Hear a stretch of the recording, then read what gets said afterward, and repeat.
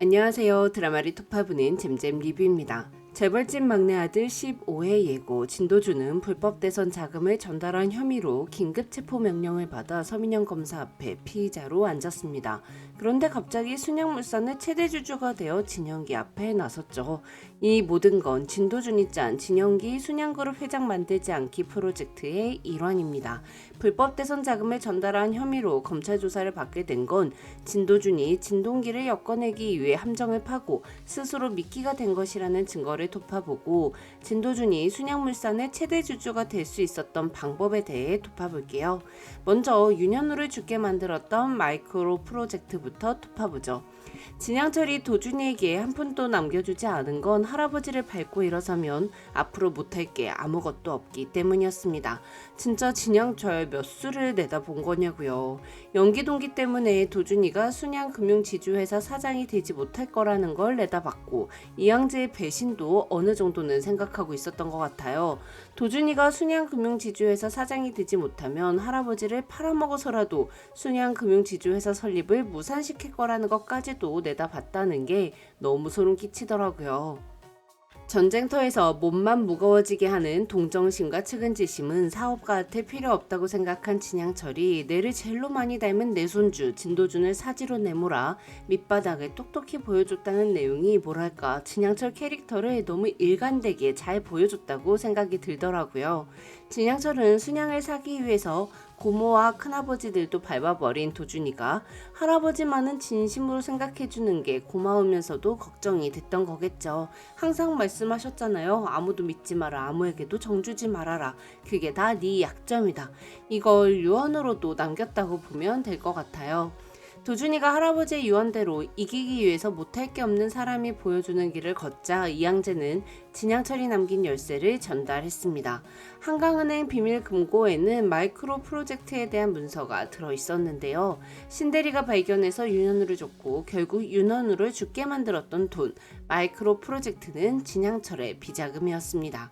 진양철은 당신의 뒤를 이어 순양의 주인이 될 사람에게 주기 위해 꽤 오랜 시간 공을 들여 준비를 했는데요. 서류상에만 존재하는 실체가 없는 페이퍼 컴퍼니를 만들어 거액의 순양 자산을 해외로 빼돌렸죠.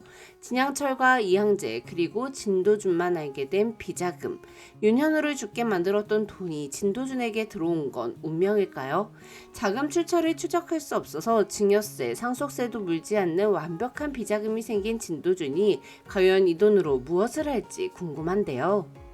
나중에 순양그룹의 총수가 되기 직전 할아버지의 유산을 노린 페류나라는 낙인을 지우고 사회에 환원하는 재벌 3세라는 이미지를 만들기 위해 진양철의 비자금을 전부 기부하는 그림이 그려질 수도 있을 것 같아요. 진도준은 할아버지에게 받은 무기를 숨기고 순양그룹 승계를 더 이상 욕심내지 않는 막내 손자 코스프레를 시작했습니다. 할아버지에 대한 로열티로 똘똘 뭉친 순양그룹 이사회가 유산에 눈이 먼 페류나로 낙인이 찍힌 진도준을 순양그룹 총수 자리 최고 경영자로 선택해줄 리 없으니 미라클의 진도준으로 돌아갈 거다라는 아주 완벽한 논리를 갖고 진동기에게 순양카드를 팔고 진영기에게는 담보로 받은 순양물산 지분 2%를 1조 6천억에 팔았습니다. 8천억 채권의 담보로 2배 장사를 했으니 도준이에게도 남는 장사긴 하지만 순양그룹의 총수가 되기 위해서는 순양물산 주식이 꼭 필요한 부분이었어요. 15회 예고를 보니 진도준은 순양물산 최대 주주가 되어 진영기 앞에 섰습니다. 연기 동기 형제가 서로 견제하고 싸울 동안 진도준은 순양그룹을 승계하겠다는 꿈을 버린 척하면서 순양물산 대주주가 되기 위한 길을 혼자 걸어가고 있었던 건데요. 도대체 진도준은 어떻게 순양물산의 최대 주주가 될 수 있었던 걸까요? 방법은 총 3가지입니다. 일단 DMC 사업으로 번 돈 9,400억으로 순양물산 지분 2%를 샀듯이 주식시장에 나오는 순양물산 주식을 틈틈이 사들였을 거예요. 또한 주식시장에 나오지는 않지만 기관이 지고 있는 주식을 서너 배의 웃돈을 주고 매입하는 방법도 있겠죠. 원작 소설에서는 한국토지신탁이 순양물산 주식 2.8%를 지고 있어 그걸 매입하기도 하거든요. 하지만 이래서는 최대 주주가 될 순 없어요. 큰 덩어리를 갖고 있는 사람과 힘을 합쳐야죠. 이때 필요한 사람이 바로 진동기입니다. 진도준은 순양카드 매각금액과 별개로 진동기에게 꼬리표 없는 돈이 필요하다 말했습니다. 이에 진동기는 아버지 때부터 거래하던 양반이라며 변호사 명함을 줬죠. 그리고 오세연은 진동기가 어떤 방식으로 비자금을 조성했는지 알아냈어요. 진동기는 순양증권과 순양화재의 고객들 휴먼계좌를 본인 차명계좌로 사용해 비자금을 조성했습니다. 그것도 사방천지에서 곡소리가 울리던 IMF 시절에요. 이게 발각될 거라곤 진동기도 상상도 못했을 거예요.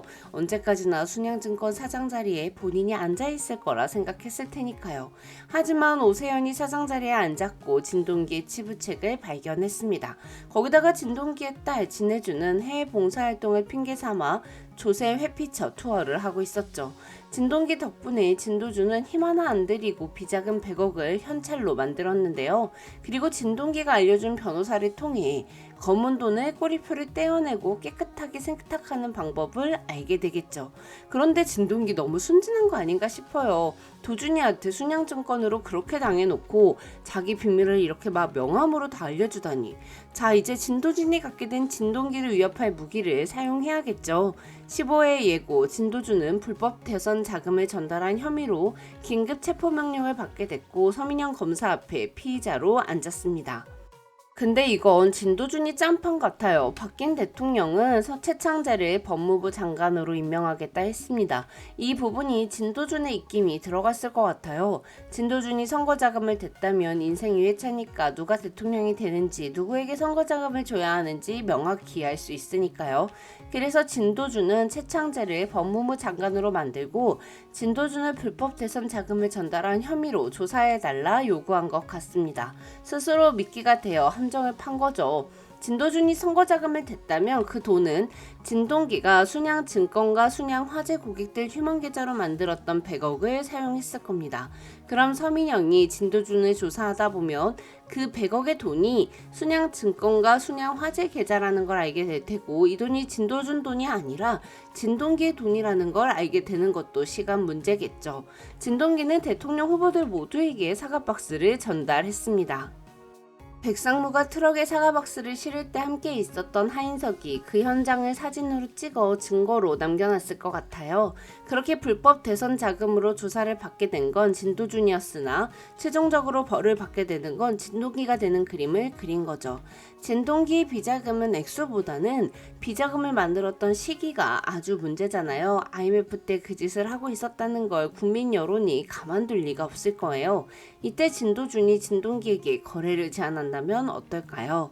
진동기가 불법 선거자금을 전달한 증거와 휴먼 계좌로 비자금을 만들었다는 증거 모두 내 손에 있는데 이 증거들을 검찰에 넘길 것인지 아니면 진동기가 갖고 있는 순양물산 지분과 자신의 지분을 합쳐 공동 의결권을 가질 것인지 선택하라고 할 것 같습니다. 15회 예고를 보면 진영기는 순양의 총수가 되기 위해 순양그룹 회장 공시 절차를 진행하고자 합니다. 진동기가 또 형이지등 등 꼴은 절대 못 보잖아요. 그러니 비자금에 대한 검찰 수사도 막고 진영기가 회장이 되는 것까지 막기 위해 진도준과 잠깐 손을 잡고 공동 의결권을 갖는데 동의를 할 것 같습니다. 진도준이 모아둔 순양물산 지분이 15% 정도가 되고 진동기의 지분이 30% 정도 된다면 둘이 합쳐서 45%니까 진영기보다 더 많은 지분을 확보했다고 볼 수 있겠죠. 그렇게 진도준은 진영기 앞에 순양물산 최대 주주로 나타난 것 같습니다. 물론 진도준과 진동기가 계속 손을 잡는 상태는 절대 아닐 거예요. 진영기가 순양그룹 회장 공시 절차를 진행하지 못하도록만 막아서면 되니까 그동안만 둘이 힘을 합칠 것 같습니다. 그리고 나중에 서민영이 진동기의 비자금 내역을 조사하다가 감방에 보내든가 하겠죠 뭐. 그럼 전 다음 리뷰로 돌아올게요. 지금까지 드라마를 투파보는 잼잼 리뷰였습니다. 감사합니다.